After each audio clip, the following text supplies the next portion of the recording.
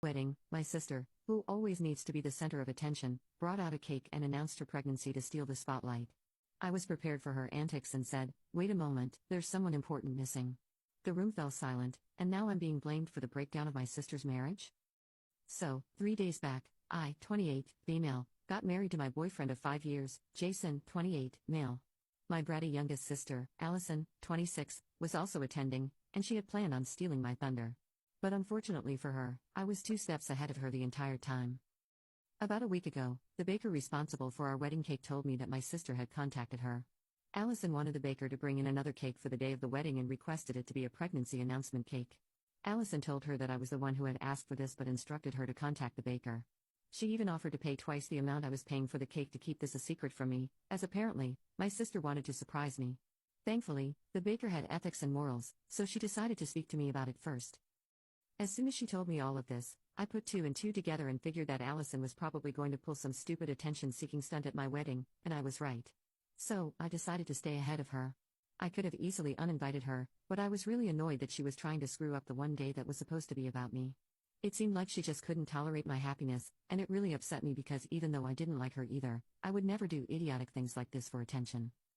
Anyway, I decided to get back at her, and that's what has literally divided the family right now. My parents are really pissed at me for what I did. Allow me to explain what happened. On the day of the wedding, everything went smoothly during the ceremony, and it was after that when the cake was supposed to be cut.